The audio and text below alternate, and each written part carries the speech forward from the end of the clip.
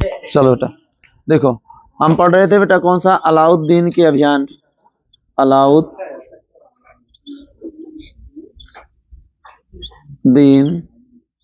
खिलजी के अभियान।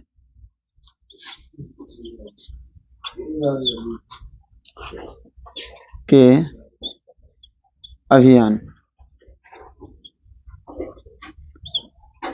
तो यहां तक हम देखें तो रणथंभौर ये सब पढ़ चुके थे, चित्तौड़ भी पढ़ चुके थे, लेकिन चित्तौड़ फिर से बता दे रहा हूं, चित्तौड़गढ़ अभियान, चित्तौड़गढ़ अभियान रिवाइज कर देता है अभियान। अगर इसको देखा जाए कब हुआ था तो 1303 में, 1303 में हुआ था। और चित्तौड़गढ़ के अगर राजा की बात करें कि चित्तौड़गढ़ के राजा कौन थे, तो राजा कौन थे, रतन सिंह। यहाँ का शासक अगर कहा जाए, शासक रतन सिंह। और रानी कौन थी, रानी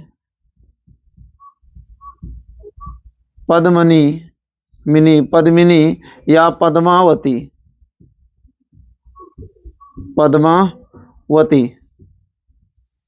ठीक है, पद्मावती। अब यहाँ पर युद्ध होने का कारण क्या था, माने यहाँ पर युद्ध होने का मुख्य कारण क्या बना, तो रानी पद्मिनी, ठीक है, इन्हीं की वजह से बेटा यहाँ पर युद्ध हुआ। अब देखो किस तरह हुआ, तो यहाँ चित्तौड़ का माने या कहा जाए रतन सिंह का दरबारी कवि था जिसका नाम था राघव चेतन। और राघव चेतन ने ये क्या था, ये कवि था, तो इन्होंने माने पद्मावती की सुंदरता पर एक कविता लिखी और उस कविता को पढ़कर सुनाया, जिसमें इसकी मोह माया और अभिलाषाओं को बेटा झलक रही थी। इसलिए क्या हुआ, माने पद्मावती ने इसको दरबार से बाहर निकाल दिया। अब ये दरबार से जब बाहर निकला तो बेटा दरबार से बाहर निकला तो बदला लेने के लिए कहाँ गया, AK खिलजी माने अलाउद्दीन खिलजी के पास। और अलाउद्दीन खिलजी के पास जाकर, तो मैंने बताया ना ये क्या था, कवि था, और इसने अलंकारों का इतना अच्छा प्रयोग किया और प्रयोग करके उनके सौंदर्य का इतना अच्छा वर्णन किया कि अलाउद्दीन खिलजी उसके निकले हुए शब्दों से ही क्या हुए, पद्मिनी के दीवाने हो गए। समझ में आ गया बेटा, यहाँ तक पद्मिनी के क्या हो गए, दीवाने। अब पद्मिनी के जब दीवाने हुए तो ये अलाउद्दीन खिलजी बेटा किससे, राजा रतन सिंह से एक संदेश लिख के देता है, संदेश, इसने संदेश भेजाया। तो संदेश में क्या कहा कि यदि पद्मावती का हमें दर्शन कराया जाता है तो मैं क्या चित्तौड़गढ़ किले पर आक्रमण नहीं करूंगा। और रतन सिंह भी बेटा क्या थे, माने क्षत्रिय, इन्होंने क्या किया, इस पैमाने को बेटा क्या किया, नहीं एक्सेप्ट किया, है ना, स्वीकार नहीं किया। और क्या युद्ध होगा तो होने दो। अब इसने फिर से दोबारा एक बार क्या रखा कि अच्छा ठीक है, अगर उनको साक्षात नहीं दिखा सकते तो उनका माने चित्रात्मक दिखा दीजिए, चित्रात्मक माने छवि दिखा दीजिए। अब छवि के लिए जब कहा तो रतन सिंह ने भी सोचा कि युद्ध होगा तो ज्यादा हानियां होंगी, और उन्होंने हाँ कर दी। हाँ जब कर दी तो बेटा अब क्या हुआ कि वो कहा जाए आंगन, जो आंगन होता है बड़ा सा बरामदा रहेगा, तो उसी में क्या हुआ, शतरंज का खेल हो रहा था। किनके बीच में, अलाउद्दीन खिलजी और रतन सिंह के। और राजा रतन सिंह के पीछे क्या रखा था, दर्पण रखा था, और खिलजी के पीछे रानी पद्मिनी आके खड़ी हुई, और वही शीशे में उसने एक झलक देखी रानी पद्मिनी की, जिसे कहा जाता है झरोखा दर्शन, है ना बेटा, झरोखा दर्शन इसे कहा जाएगा। तो एक झलक उसने देखी और एक झलक में पूरा दीवाना हो गया। ठीक है बेटा, दीवाना मतलब क्या बात है, दीवाना, ठीक है। चलो आगे देखो, अब इसमें रतन सिंह के बेटा ये क्या हुआ, और युद्ध प्रारंभ हो गया। युद्ध प्रारंभ हुआ तो इसमें रतन सिंह की हार हो जाती है। और जब रतन सिंह की हार हो जाती है, कुछ इतिहासकारों का मानना है कि बंदी बना लेता है, कुछ दिन बाद छोड़ माने मार देता है, और कुछ इतिहासकारों का है कि वीर गति को प्राप्त हो गए। तो रतन सिंह यहाँ पर क्या हुए, वीर गति को प्राप्त। अब ये राजमहल में घुसना चाहा, क्यों बेटा, पद्मिनी के लिए। तो पद्मिनी ने क्या कर लिया, जोहर, क्या कर लिया, जोहर जोहर कर लिया। जोहर कितनी महिलाओं के साथ में किया? 1600 महिलाओं के साथ में इन्होंने क्या कर लिया? जोहर। अब जोहर कर लिया। अब यहां से देखो क्वेश्चन बनाएगा कि गद्दी पर बैठने के बाद कौन सा अभियान अलाउद्दीन खिलजी ने पहली बार किया? कौन सा आ जाएगा? चित्तौड़गढ़। चित्तौड़गढ़ अभियान इन्होंने क्या किया? पहली बार। अब दूसरा क्वेश्चन क्या बनाता है कि प्रसिद्ध कवि जो इसके दरबार में थे, अमीर खुसरो, ठीक है, अमीर खुसरो अलाउद्दीन खिलजी के साथ में किस अभियान में गए थे? तो कौन सा? चित्तौड़गढ़। क्योंकि यहां पर अलाउद्दीन खिलजी के साथ में बेटा अमीर खुसरो भी आए थे, और अमीर खुसरो जब आए थे तो अमीर खुसरो ने यह इस जौहर का वर्णन किया अपनी पुस्तक, कौन सी पुस्तक थी बताए थे बेटा? जौहर का वर्णन किया। वर्णन वर्णन बेटा पुस्तक कौन सी थी? लिखवाए हैं, हाँ, जौहर उल, जौहर उल, ठीक है, फतुह, ठीक है।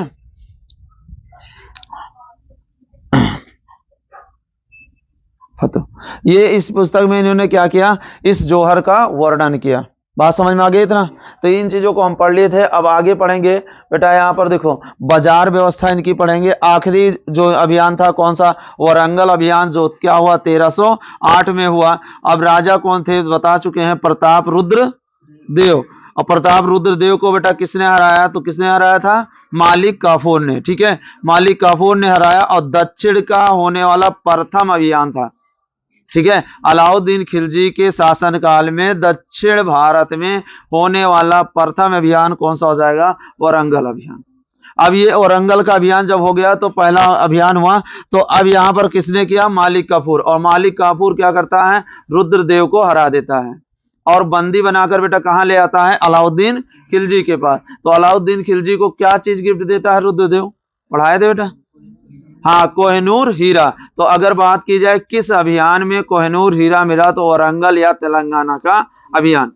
बात समझ में आए? इस अभियान में बेटा क्या मिला उनको? कोहिनूर हीरा मिला अलाउद्दीन खिलजी को। यहां तक बात समझ में आई? अब इसके बाद हम पढ़ेंगे बाजार व्यवस्था, अलाउद्दीन की बेटा बाजार व्यवस्था, ठीक है। चलो इसे मिटाते हैं।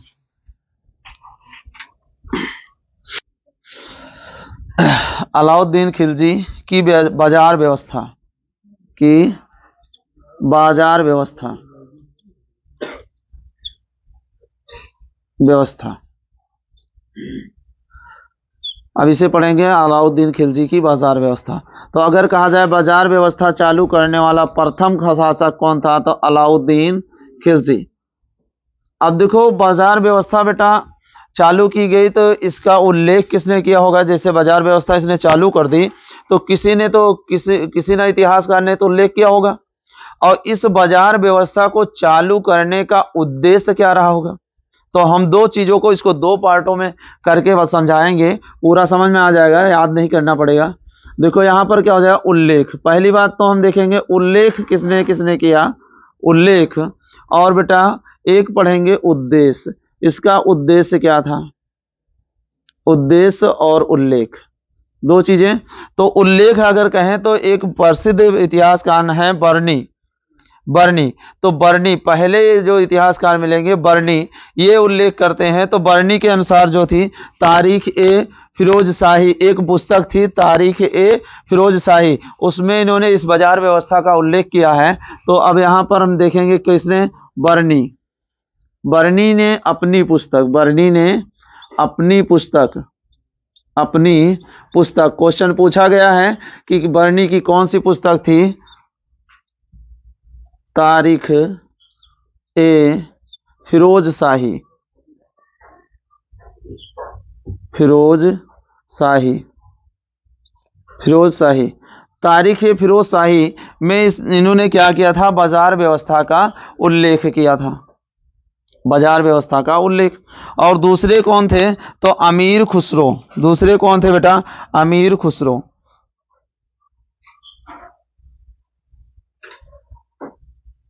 अमीर खुसरो, खुसरो ने अपनी पुस्तक, अपनी पुस्तक, पुस्तक, ठीक है, खजाइन ए, खजाइन ए उल फतू, खजाइन ए उल फतू। तो खजाइन ए उल फतू में इन्होंने क्या किया, बाजार व्यवस्था का उल्लेख किया। तो यहां पर यदि हम देख लें तो कितने लोगों ने बेटा, दो लोगों का नाम यहां पर ज्यादा आएगा बाजार व्यवस्था में। एक आएगा बरनी का और एक आएगा बेटा किसका, क्या कहता है, अमीर खुसरो का। यहां तक समझ में आ गया। तो अब यहां से बात करें कि उद्देश्य क्या था, तो उद्देश्य में हम पढ़ेंगे पहला उद्देश्य किसके, बरनी के अनुसार, बरनी के अनुसार देखो छोटी परीक्षाओं में बेटा ये नहीं पूछेगा उद्देश्य इसका, लेकिन ये दोनों क्वेश्चन पूछे गए हैं। बाजार व्यवस्था का उल्लेख निम्नलिखित में से किस पुस्तक में मिलता है। तो अब बेटा दोनों पुस्तक रहेगा तो ए और बी लगाएंगे, एक पुस्तक रहेगा तो एक पुस्तक टिक कर देंगे। समझ में आ गया। तो अब देखो यहां बरनी के अनुसार क्या होता है, तो बरनी ने अपने दो मत दिए थे बेटा। तो पहले मत को हम पढ़ते हैं। पहला मत क्या कहा, मंगोलों के आक्रमण, मंगोलों के आक्रमण को रोकना, तो कहोगे सर जी ये बाजार व्यवस्था से मंगोलों के आक्रमण का क्या रिलेशन है। ठीक है, जैसे बाजार व्यवस्था है इसमें मंगोलों का आक्रमण क्या करेगा। तो देखो बेटा, मंगोलों के आक्रमण को रोकने का उद्देश्य से बाजार व्यवस्था चालू की, इसका मतलब समझ में नहीं आया, बता रहे हैं बेटा पूरा डिटेल। देखो अगर मंगोलों के आक्रमण को रोकना है तो बेटा क्या होना चाहिए, एक बड़ी सेना होनी चाहिए। बात समझ में आ गया, क्या होनी चाहिए, बड़ी सेना। तो बड़ी सेना होनी चाहिए। तो बड़ी सेना से बाजार का क्या ताल्लुक आता है, सारी चीजें एक एक चीज बताएंगे बेटा। देखो यहां पर मंगोलों के आक्रमण, तो इसको अभी दिमाग में बैठाए रहो। हमने क्या कहा, बड़ी सेना होनी चाहिए, बड़ी सेना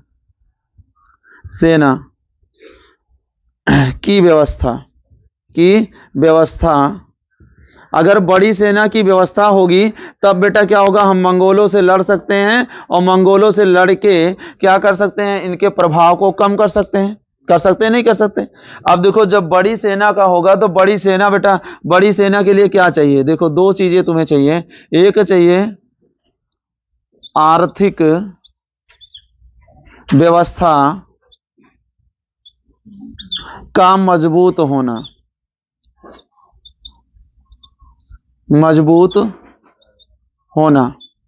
देखो आर्थिक व्यवस्था का मजबूत होना पहली बात। तो अगर जैसे बेटा क्या करना है कि अगर तुम्हें बड़ी सेना बनानी है तो आर्थिक स्थिति क्या होनी चाहिए, तुम्हारी मजबूत होनी चाहिए। और अगर आर्थिक स्थिति मजबूत है तो हम क्या करें, चाहे जितने टीचर रख लें, स्टूडेंट अगर हमारे पास कम भी हैं, आर्थिक स्थिति हमारे पास ज्यादा है तो हम टीचर चाहे 10-15 रख लें बेटा, और हम पढ़ाते रहे, पैसा देते रहेंगे। लेकिन अगर आर्थिक स्थिति कम है तो हम टीचर नहीं रख सकते उतना, क्योंकि उनको इनकम भी देनी होगी। तो अब यहां पर हम देखें तो एक तो हो जाएगी हमारी क्या, आर्थिक स्थिति क्या होनी चाहिए, मजबूत होनी चाहिए, जिससे हम क्या कहेंगे, बड़ी सेना का निर्माण कर लेंगे। लेकिन यहां पर हम देखेंगे कि इससे पहले आने वाले शासकों ने बेटा दिल्ली का विस्तार नहीं किया था, तो आर्थिक स्थिति क्या थी, मजबूत नहीं थी। अब आर्थिक स्थिति मजबूत नहीं थी तो दूसरी व्यवस्था देखो, बड़ी सेना कैसे आ सकती है बेटा। देखो कम वेतन में अधिक सेना का गठन, कम वेतन में अधिक सेना का गठन। देखो अब हमने बताया कि बड़ी सेना के लिए दो चीजें होने अनिवार्य हैं। क्या क्या बेटा, एक आर्थिक व्यवस्था का मजबूत होनी चाहिए और एक कम वेतन में अधिक माने सेना का गठन किया जाए। अब कहोगे सर जी कम वेतन में अधिक सेना, कोई ज्वाइन ही नहीं करेगा, वेतन कम हो जाएगा तो कोई ज्वाइन ही नहीं करेगा। अभी समझा रहे हैं बेटा, एक एक चीजें व्यवस्था कैसे क्या हो रही है। तो देखो बेटा, हमने यहां पर कहा कि कम वेतन में अधिक सेना का गठन, तो अगर बाजार व्यवस्था किसके नियंत्रण में हो जाएगी, अलाउद्दीन खिलजी के। अलाउद्दीन खिलजी के नियंत्रण में हो जाएगी। अब वो सभी दामों को फिक्स कर देगा। फिक्स करने का मतलब क्या हुआ बेटा, क्या करेगा, माने सब्जी का हो गया, सब चीज का रेट क्या कर देगा, कम। अब रेट कम कर देगा तो उसको इनकम कम देनी पड़ेगी। और जब इनकम कम देनी पड़ेगी तो बेटा उसमें जितने में 40,000, मान लो एक सिपाही को 40,000 दे रहा है वो 40,000 रुपए, अगर उसने बाजार व्यवस्था में दाम कम करा दिया, अब इस 40,000 को बेटा 4 लोगों में 10-10,000 में दे दिया, 10-10,000 में 4 लोगों को दे दिया, तो अब 4 सिपाही उसके पास हो गए कि नहीं हो गए बताओ? 4 सिपाही हो गए। अब बेटा जब 4 सिपाही हो गए तो उसने मार्केट रेट को कम करा दिया है, जो मार्केट रेट है उसको कम करा दिया, तो अब इसमें से जब कोई भी सामान ले रहा है उसके बाद भी उसके पास कितना 2,000 या 3,000 रुपए बच जाते हैं, जो भी बचता है उस अकॉर्डिंग अगर उसके पास बचत भी हो जा रही है और 40,000 रुपए कमा रहा है और ज्यादा खर्चा हो रहा है, माने मार्केट में महंगाई ज्यादा है, तो बेटा क्या होगा? पैसा भी ज्यादा खर्चा होगा कि नहीं होगा? तो इस नियत को अपनाते हुए इन्होंने क्या किया? बाजार व्यवस्था लागू कर दी, वेतन कम कर दिया और सेना अधिक कर ली, और सेना जब अधिक की तो इस अनुसार बरनी का जो पहला अनुसार निकलता है कि इसलिए इसने क्या किया? बाजार व्यवस्था को लागू किया। समझ में आ गया कि बाजार व्यवस्था लागू करने का पहला सिद्धांत क्या था बरनी के अनुसार? तो बरनी के अनुसार पहला सिद्धांत था कि बड़ी सेना का गठन करना। तो बेटा अब इस आधार पर इसने क्या किया? अलाउद्दीन खिलजी ने, ए.के. खिलजी ने बेटा बाजार व्यवस्था प्रारंभ कर दी। व्यवस्था प्रारंभ, ठीक है। तो बाजार व्यवस्था प्रारंभ कर दी। समझ में आ गया बरनी के अनुसार? बताओ, कोई डाउट हो तो फिर से बता दें। समझ में आ गया ना? और दूसरा बेटा इन्होंने क्या कहा? बरनी ने एक और सिद्धांत इन्होंने दिया, एक और सिद्धांत दिया। उसमें इन्होंने कहा कि जो हिंदू व्यापारी थे उनको दंडित करने के लिए, हिंदू व्यापारी को दंडित करने के लिए अलाउद्दीन खिलजी ने बाजार व्यवस्था शुरू की थी। बात समझ में आ गया? दो सिद्धांत हैं। एक सिद्धांत क्या? बड़ी सेना की व्यवस्था, और बड़ी सेना की व्यवस्था कैसे होगी पूरा मैंने डिटेल में बता दिया। दूसरा क्या है बेटा? दूसरा इन्होंने क्या कहा कि माने जो हिंदू व्यापारी हैं उनको दंडित करने के लिए बाजार व्यवस्था को शुरू किया गया। क्लियर है? यहां तक कोई दिक्कत नहीं ना? अब बेटा देखो, दूसरा हमने बताया कि दूसरे इतिहासकार कौन बेटा? अगर हम देखेंगे अमीर खुसरो जो इसके दरबारी थे, इनके अनुसार क्या हुआ, तो इन्होंने क्या कहा इसको देख लेते हैं। अमीर खुसरो के अकॉर्डिंग, तो अमीर खुसरो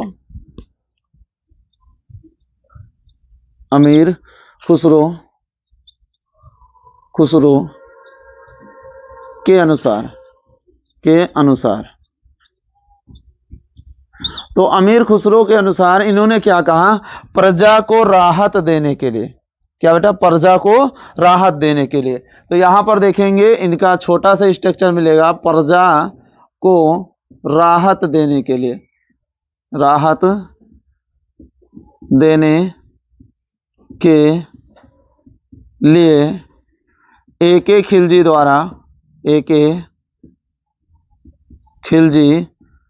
द्वारा बाजार व्यवस्था का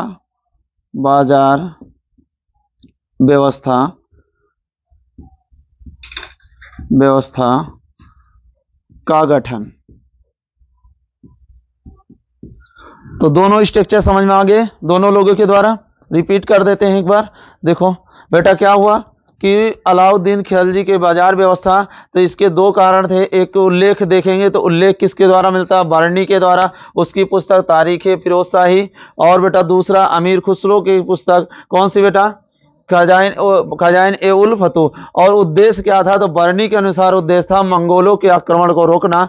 और मंगोलों के आक्रमण को कैसे रोक सकते हैं? एक बड़ी सेना की व्यवस्था।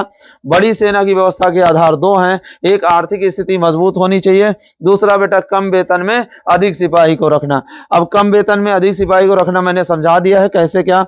अब इससे प्रारंभ हो जाता है दूसरा इनका स्ट्रक्चर क्या था कि बेटा माने हिंदू, बरनी का दूसरा स्ट्रक्चर क्या था? तो बरनी का दूसरा स्ट्रक्चर था कि बेटा हिंदू व्यापारी जो थे उन्हें दंडित करने के लिए, और बेटा अमीर खुसरो का स्टेटमेंट देखें तो प्रजा को राहत देने के लिए अलाउद्दीन खिलजी ने बाजार व्यवस्था की थी। ठीक है, नोट कर लेंगे, आगे बात करते हैं।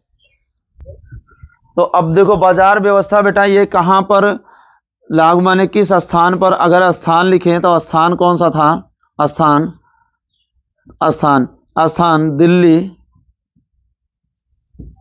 दिल्ली का बदायूं द्वार। तो ये बाजार अगर लगती कहाँ थी, तो बेटा दिल्ली के बदायूं द्वार पर लगती थी। अब इस बाजार का नाम क्या दिया गया था, तो बाजार का नाम केंद्रीय बाजार के नाम से जाना जाता था। केंद्रीय केंद्रीय केंद्रीय बाजार। अगर बात करें बेटा कौन सा, केंद्रीय बाजार के नाम से जाना जाता था, या इसे कहा जाता था सराय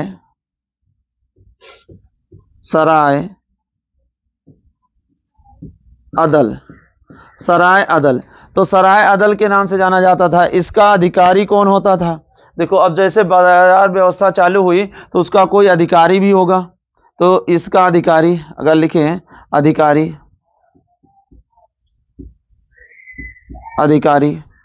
अधिकारी की बात करें तो बेटा कौन होता था, तो अधिकारी लिख लेंगे अधिकारी सहाना ए मंडी। इसके अधिकारी को क्या कहा जाता था, सहाना ए मंडी। ठीक है, बात समझ में आ गया, कौन सा, सहाना ए मंडी। तो अब देखो सहाना ए मंडी कहा जाता था। अब ये बाजार पर माने बाजार में कैसी कैसी बाजारें लगती थी, इसकी अगर प्रकार की बात करें तो बेटा ये सहाना ए मंडी रहेगा, सा पे आगे अंदर रहेगा सहाना ए मंडी। अब देखो इसमें क्या हो जाएगा, कौन कौन से लगते थे, एक लगता था बेटा अनाज का, अनाज की बाजार अलग लगती थी, ये सारी चीजें अलग अलग। तो अनाज लिखेंगे बेटा, अनाज की बाजार। ठीक है, इसे कहा जाता था गल्ला ए मंडी।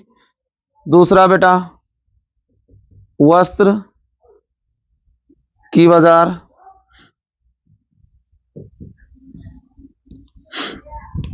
तीसरी जो थी बेटा, ये तीसरी तो ये थी दास या मवेशियों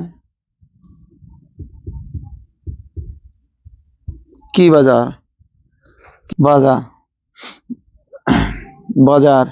ठीक है, अब देखो बाजार तो हाल है 10 लिख दे, दास या क्या मवेशियों की बाजार। ठीक है, तो बेटा ये माने बाजारें लगती थी।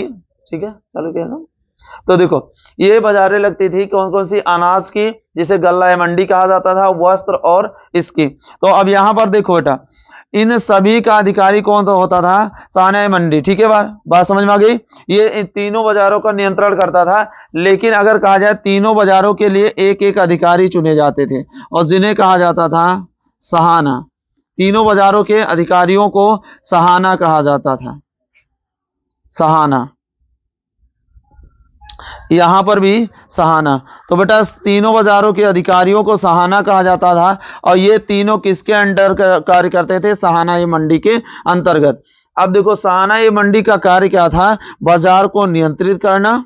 ठीक है, बाजार को नियंत्रित करना इसका कार्य था। अब देखिए अनाज बाजार में होता क्या था, देखो यहां पर कैसे व्यवस्था अलाउद्दीन खिलजी की थी, तो इसने अनाज व्यवस्था, अनाज बाजार में बेटा यहां पर अनाज के मूल्य, जो अनाज की कीमत थी, अनाज का मूल्य निर्धारित कर रखा था।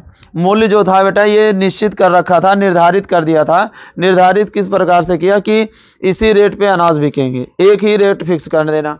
अच्छा, जब मूल्य निर्धारित कर दिया कि एक ही रेट पे बिकेगा, तो अब इसको पर्याप्त अनाज भी तो चाहिए। अब पर्याप्त अनाज के लिए इसने क्या किया, खलीफा भूमि। तो अब देखो यहां से क्वेश्चन बनेगा कि खलीफा भूमि की शुरुआत किसने की, अलाउद्दीन खिलजी ने। बात समझ में आए, खलीफा भूमि। तो यहां पर बात करें बेटा कौन सी, खलीफा भूमि। ठीक है, खलीफा भूमि की शुरुआत। तो अगर बात की जाए खलीफा भूमि की शुरुआत, तो खलीफा भूमि की शुरुआत, अब ये खलीफा भूमि क्या कहोगे, राजस्व की है। देखो एक एक चीज रिलेट करके पढ़ोगे याद रहेगा। मैंने बताया अनाज के मूल्य में निर्धारित कर देना। उसके बाद बेटा खलीफा भूमि की शुरुआत किसके द्वारा की गई, अलाउद्दीन खिलजी। अब इसका मतलब क्या होता है, राज्य के अंतर्गत आने वाली भूमि। ठीक है, तो अब राज्य के अंतर्गत आने वाली भूमि देखो कहां से कहां तक खलीफा भूमि की थी, तो ये बेटा मेरठ से लेकर मेरठ से, ठीक है, प्रयाग तक ये बेटा क्या थी, माने खलीफा भूमि थी। मेरठ से प्रयाग तक। अब यहां पर क्या किया इसने, देखो मेरठ से प्रयाग तक थी तो यहां के जितने भी किसान थे, किसान अब उनसे कितना 50%, मतलब 1/2 कहा जाए, 50% कर लागू किया। 50% कर लागू किया। और कर किस प्रकार से था यह भी बात कर लेते हैं। किसानों पर कितने परसेंट कर लागू कर दिया बेटा, 50% कर लागू कर दिया। कहां से, मेरठ से प्रयाग, ठीक है, प्रयाग तक के जितनी भी भूमि थी उन पे 50% कर लागू कर दिया। और ये कर कैसे था बेटा, अनाज अगर तुम्हारे खेत में हो रहा है तो अनाज को तुम घर नहीं ले जाओगे, सीधा खेत से ही 50% अनाज किसको दे दोगे, माने राजस्व वाली भूमि, माने खलीफा भूमि के अंतर्गत आते हो तो राज्य को दे दोगे। अब राज्य को दोगे तो इसका यहां पर नियत क्यों थी कि घर क्यों न ले जाए, क्योंकि जब किसान उसको घर लेकर जाएंगे तो उसमें भाड़ा लगेगा और इसका मूल्य क्या हो जाएगा, बढ़ जाएगा। इसलिए बेटा ये क्या करता था, यहीं से खरीद कर सीधा लेकर चला जाता था। तीसरा बेटा ये बाजार नियंत्रण के लिए गल्ला वाले के लिए क्या किया कि जितने भी व्यापारी हैं वो सारे के सारे अनाज दिल्ली में बेचेंगे। अब ये क्वेश्चन पूछा गया है कि अनाज दिल्ली में बिकेगा, ये स्टेटमेंट किसका था, अलाउद्दीन खिलजी का। बात समझ में आ गया, तो ये स्टेटमेंट किसका था, अलाउद्दीन खिलजी का। तो दिल्ली में जितने भी व्यापारी हैं वो दिल्ली से बाहर अनाज को नहीं बेच सकते, ये इसका था। तो यहां पर ये समझ में आ गया कि मैंने अनाज बाजार को किस तरह नियंत्रण किया। अब देखो बेटा इसको भी समझा देते हैं वस्त्र बाजार को। तो वस्त्र बाजार को नियंत्रण कैसे करेगा, तो वस्त्र बाजार में क्या हुआ, अब कोई भी कपड़ा बाहर से लेकर आएगा और कपड़ा जब बाहर से लेकर आएगा तो उसके रेट डिफरेंट होंगे कि नहीं होंगे। तो यहां पर जितने भी अरब व्यापारी थे इन सब को बेटा क्या किया, इसने पहले से ही पैसा दे दिया। पहले से पैसा देने का मतलब समझे कि इसने पहले से पैसा दे दिया कि इतने ही रेट में लेकर आना, जब सस्ता होगा तब लेकर आना। तो वो उतने ही रेट में लेकर आए और यहां पर बेचने लगे। तो यहां पर भी कपड़े के मूल्य में भी एक ही रेट में बिकने लगा। बात समझ में आ गई। अब यहां पर देखो बेटा, यहां से और यहां पर बेटा क्या था, बाजार व्यवस्था में सबसे ज्यादा तो महत्वपूर्ण क्या थी कि यहां पर भ्रष्टाचार के लिए बहुत कठिन बेटा नियम लगे थे। कैसे नियम थे कि यदि कोई भी व्यापारी अगर गल्ला कम तौल रहा है या पैसे में बेईमानी किया है तो जितना कम गल्ला तौलेगा उतनी उसके शरीर से मांस काट के निकाल ली जाएगी। ठीक है, तो अब अलाउद्दीन खिलजी के बारे में यह भी पढ़ेंगे कि व्यापारियों के द्वारा कम तौले जाने वाले गल्ले पर मांस काटने की प्रथा किसने चालू की थी, तो किसने चालू की थी, अलाउद्दीन खिलजी ने। ठीक है, अब एक और पढ़ लेते हैं बेटा, दास एवं मवेशियों वाला। तो यहां पर देखो दास एवं मवेशियों, मवेशियों मतलब पशु आ जाते हैं, या इसी को कहा जाता है घोड़ा व्यापार, घोड़ा की बाजार। तो घोड़े की बाजार, तो घोड़ा बेटा हमने बताया था अच्छे नस्ल के घोड़े कहां से आते थे, अरब और काबुल से। तो अरब और काबुल से आते थे, तो जो बीच में बेटा दलाल पड़ते हैं उन सभी को इसने बीच से हटा दिया। डायरेक्ट व्यापार कहां से, अरब से अलाउद्दीन खिलजी के पास। समझ में आ गया। इसमें क्या होते थे, दलालों की जब नहीं चलती थी तो इनको घोड़े क्या मिलते थे, सस्ते, और ये लाके बाजार में एक रेट पर बेचता था। बात समझ में आ गया। यहां तक बाजार व्यवस्था समझ में आ गई। अब अगले पार्ट में हम पढ़ेंगे कौन सा, बाजार व्यवस्था में अधिकारी, है ना, कौन कौन से अधिकारी थे, कौन कौन से विभाग थे। क्लियर है, ठीक है, यहां तक समझ में आ गया।